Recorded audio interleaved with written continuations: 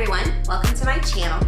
My name is Regina, and in this video, we're gonna discuss 5 ways you can save money, time, and work when starting your seeds for your garden. Okay, the first way that you can save money when starting your seeds is by making your own seed starting mix rather than buying it. Now, if you're starting, like maybe 10 plants and that's all that you're growing, those are the only seeds you're starting, then it might make sense for you to just buy a seed starting mix from the store. But if you're starting a substantial number of plants, I know for my garden this past year, I started more than 100 plants because I was growing flowers from my flower bed, plus for my, 10, I can never remember how many. I think I have 10 or 11 raised beds out in the garden, and I do intensive square foot spacing, so I use a lot of plants in my garden. And if you're starting a substantial number like that, you will quickly spend a lot of money just on soil, just on seed starting mix. So I bought a couple of bags and did a few, and then I was like, okay, this is gonna break me. So I immediately looked for ways to kind of make my own. And the recipe that I settled on is 3 parts peat moss to 1 part vermiculite. And that's it. That's all I include in my seed starting mix. Now, I think for the upcoming season, I'll probably, I want to try to use cocoa coir and vermiculite. So use that in place of the peat moss just because it's way better for the environment. But I still have a bunch of peat moss in my garage because you buy it in big, 2 or 3 cubic foot pressed squares. So I still have some left. So I'm going to use that first, of course. And then I'm going to switch to cocoa coir because it's better for the environment. But, you choose what's best for you. But 3 parts peat moss or cocoa coir, 1 part vermiculite, perfect seed starting mix. Now, of course, you can mix other things in there. I know a lot of people like to use worm castings because it adds additional nutrients to the soil. I considered that, but I don't have a worm bin yet. That's probably part of my next journey in gardening. And worm castings are kind of expensive, so I didn't want to buy them, so I didn't. So I just used those 2 things. Now, I will say the one disclaimer, if you're just using that seed starting mix, it works great. It holds moisture well. You always, once you mix it all together, pre-moisten it before you use it with your plants. Just way easier to keep the soil moist if you start by moistening it. But there isn't really a whole lot of organic matter in that. That's going to provide nutrients to the plants. So you do have to make sure that you're fertilizing. I fertilized my seedlings once they had 2 true leaves is when I started the fertilizer because I knew there weren't a lot of nutrients in the soil, so I know they needed it. Once they have 2 true leaves, that was when I started my fertilizer regimen, and I just did liquid, water-soluble fertilizer diluted to 1/2, so half strength water-soluble fertilizer every week for my seedlings. And so that's how I made sure that they had the nutrients that they needed in order to grow. Because, some of the plants I grew for 6 to 8 weeks before they went outside, so they were big, substantial plants, and I needed to make sure I provided the nutrients for them to grow. I didn't want to mix in any compost or anything like that into the mix mainly because I don't want to bring in insects into my house, and I just didn't. I don't want flies or bugs flying around in my home where I do all of my seed starting, so I just didn't do that, and it worked out perfectly fine. I also, for the seedlings in my house, I do use a synthetic fertilizer. It's just the same elements. They're just, man-made in a lab, put together that way rather than the organic. The reason why is the organic fertilizers all smell like fish or something really gross, and I want my house to stink. So out in my garden, I only use organic fertilizer because I want to make sure that I am not hurting any of the, microbes and things like that in the soil or any of the beneficial insects, and just kind of keeping a good ecosystem. So I use organic fertilizer in my garden, but here in the house, in the pots, in the seeds, for my seedlings, I do use a liquid water-soluble fertilizer. So liquid water-soluble synthetic fertilizer for those seedlings, and which I make sure that I use since I'm using a very simple seed starting mix. But I will say, if you go and look up the prices, you can get a gigantic thing of peat moss and a gigantic bag of vermiculite for under like $30, and it'll be enough for all of your plants and then some for next year. So very economical. You'll save a ton of money that way. Probably end up spending about 1/10 on seed starting just by doing that one thing. So My second tip for saving a lot of money when you're starting your seeds, time and work as well, but this one is really a money saving tip, is don't spend your money on a lot of seed starting pots. The reason why is because they are expensive and you can use pretty much anything to start seeds in. And I'll put some images up when I'm editing this video, but last year I started and I bought like a 16, like tray.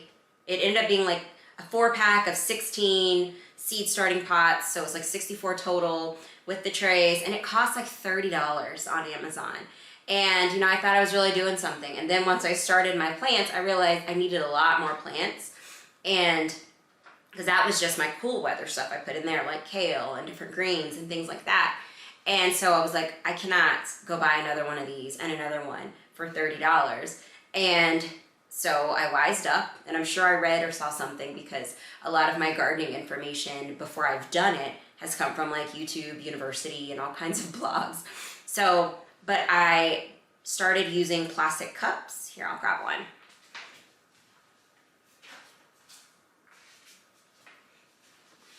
These little 8-ounce plastic cups, I got these are dirty because I haven't washed them yet, but these are from last year. I got these at Dollar Tree, and it was like, I don't know, maybe a pack of 24 or 30 for $1.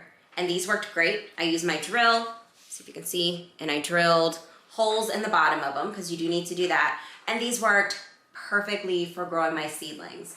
I also used things that we had lying around, like my coffee creamer. Whenever that bottle's empty, I cut off the top, and I used that to grow things in. I even used like our plastic milk jugs. I cut off the top of those. I actually grew some lettuce that we just ate off of in the house in one of those. I just wanted to try that out. But I used plastic water bottles, lots of anything like plastic containers that we had that we used and that were going to be thrown away. I saved them, and I just cut them in half and used those also to put plants in. And so with these plastic cups, those, and then I eventually bought some red Solo cups just because some of my tomato plants needed to be potted up from what they were in, and so those are bigger. Those worked really well as well for my tomatoes and peppers once they got a little larger, because I kind of started them a little early last year. So don't spend your money on those expensive, seed or plant pots to start seeds in. If it's plastic cups or other containers, will work just fine. I even use, I'm rambling, sorry y'all. I even use for my flowers, I grew a ton of dainty Marietta marigolds for my patio, my flower bed in front of my house. And I actually use those single serve, the Pringles plastic containers for if you buy a package of the individual Pringles packs, those come in these little plastic containers, and I use those. And I grew all of them in those little Pringles containers, and they worked well too. Like once again, I drilled holes in them in the bottom, and we're off and running. So don't spend your money on that. Now, as far as going underneath them, what I use, I bought some plastic trays from Dollar Tree, and then I also bought some foil, the foil cookie sheets from Dollar Tree, a 2-package of those for $1. And I use those to sit underneath them so that I could water without worrying about getting my floor wet or bottom water into that pan. So that's what I use to go underneath them. The only downside of the foil cookie sheets is that they're kind of flimsy, so you couldn't really pick them up with all the cups on them. But I'm solving that this year on some of the leftover ones by just attaching a big piece of cardboard underneath to provide support, just because we have tons of boxes here from just Amazon and things like that we've purchased. And so that'll solve that problem. But you can spend a couple of dollars on your seed starting cups and be done, rather than buying things that are specifically labeled seed starting pots. And if you get plastics, I did use some styrofoam ones, but I had to throw them away. If you get plastic, then you can reuse them, which yay for the environment and for your pocketbook, because you're reusing things. So I saved all of mine from last year, and I'm reusing them. All right, step 3 to saving money while seed starting is another money saving tip. I said money, work, and time, but I guess it's mostly money. Step 3 is don't buy heat mats. I'm not like against heat mats. I don't think that they do anything negative to your plants. That's not what this is about. But I don't think you need them. I don't use heat mats. I bought one like the very first year I started seeds, when I was starting seeds on my windowsill, thinking the sun was going to be enough. It wasn't. But but otherwise I have not bought heat mats, and I don't use them, and my plants grow just fine. What heat mats do, obviously, is they help to raise the temperature of the soil, and that promotes faster germination of your seeds. And I think it actually does work from what I understand. But, I mean, you might be saving a couple days of time for the seeds germinating. And if you're growing seeds in your house where you live, most likely it's warm enough for the seeds to germinate. So you don't need them. So if you want to save money, then it might take your seeds, you know, a couple days longer to germinate. But to me, that's perfectly fine. When you're starting seeds ahead of time, you're already planning ahead. So you just plan the amount of time it takes seeds to germinate, rather than speeding it up by purchasing a heat mat, which if you're growing a lot of plants, you're gonna need quite a few of. So save your money. Don't bother with heat mats unless you're growing your seeds somewhere where it's just really cold and they're gonna need that. If you're growing them in your house where you live, then most likely it's warm enough. Okay, so my fourth tip for saving money when you're starting seeds is to buy, if you're using lights, which if you're growing a substantial amount of plants and you don't have some sort of greenhouse where you have access to the sun, then most likely you do need some lights to help grow your plants. You can, instead of purchasing grow lights, because things that are marketed as grow lights tend to be more expensive, more on the pricey side, you can actually use shop lights to grow your plants. And that's what I use on my grow rack here. I just did a video on how I built this rack, so I'll post that up here or up there. I don't know. Regina, the editor, is going to be annoyed with me, Regina, the presenter, for doing that, but it is what it is. It'll be somewhere. But I use shop lights, and they work great. The key is making sure you have the right color temperature. You need something that mimics daylight. Look for something between about 4,500 and 6,500 Kelvin on the lights that you purchase, and you need a certain brightness level. So if you're looking at about 1,500 lumens or brighter, then you're good. And the higher the lumens, I think these are like 5,000 or something like that, 4,500, 5,000, something like that, then these are perfectly bright enough to grow all the plants I need for my garden. And the reason why I know is because I did it just this past year. And I'll put some pictures up so that you can see. But purchasing shop lights is way less expensive than purchasing grow lights. I think I bought the 8-pack of shop lights for about 80 bucks for this. And I fixed them, you know, to these shelves. So, and not 40 bucks. Did I say 40? It was like 80 or 90 for an 8-pack of shop lights. Whereas grow lights, you might pay that much for one. So keep that in mind. It doesn't have to be labeled a grow light to be a light that's appropriate for growing your plants. And the fifth tip that I have for saving money when you're starting seeds for your garden is to trade seeds before you start buying seeds. And it's very easy to go online, because I do this all the time and I just abandon my shopping carts. But it's easy to go online and pick a bunch of seeds and be like, oh, I want to grow this, I want to grow this, I want to grow this. And before you know it, you've got like $50 worth of seeds in your shopping cart that you're about to buy. Well, what I recommend, instead of doing that, kind of resist that urge, I recommend first planning out your garden. What do you want to grow and where? Figure out how many seeds you're gonna need for different plants, and obviously you wanna have a few extra. Then look through your collection, see what you have, because I know all gardeners have seed collections. I have mine right here and right here. So I know I'm not the only one, but before you go and purchase more seeds, plan out what you're actually gonna grow, what you actually have space for, because remember, seeds don't last forever. So you don't wanna go buy a bunch of seeds that you don't have space to grow them this year, so you have to wait till next year, and now they're a year older.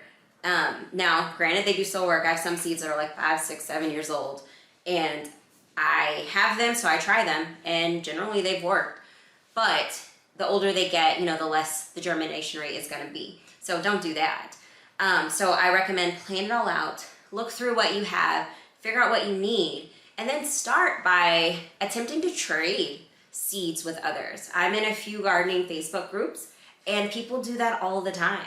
I'm sure there are probably websites dedicated to it. I haven't looked any up yet, but because I'm able to do it successfully among my friends and through Facebook. But you can go in there and post like, hey, you know, I'm looking for X, Y, and Z, or maybe like a sweet tomato or something like that. And you can offer to barter some of the seeds that you have extra of. Because most of the time when you buy a packet of seeds, you know, it's 100 or 200 seeds, oftentimes much more than you'll, you know, need for years. And you can trade some of those because much other gardeners are in the same shoes. And it's very inexpensive to mail seeds. I ship seeds to a friend in Minnesota. I ship seeds to a friend here in Texas, my aunt in Florida, and I just put them, you know, in plastic baggies in an envelope with one stamp. So it's inexpensive to ship them. So people are willing to trade. So you can go, you know, in a Facebook garden group and just ask for what you need and see who's willing to trade with you. Some people are just willing to share even if you don't have anything that they want, just because, you know, we gardeners love helping gardeners. So before you go spending a bunch of money on seeds, see what you can trade, see what others are willing to share with, and then go buy what you need. Just be sure to put it back out there. If somebody comes up and they ask for something that you have, then be willing to share with them too. So keep, you know, all the good juju going back and forth. But that is a really great way to save money rather than buying a bunch of seeds all the time that you may never have time or the ability to plant. So those are my 5 tips from experience of how to save money when you're starting your seeds, when you're planning out your new garden. Thank you for sticking around to the end until the end of this video. If you found this content helpful and you'd like to hear more from me in the future, then please like this video so it can get out to other gardeners and other people on YouTube, and please subscribe to my channel.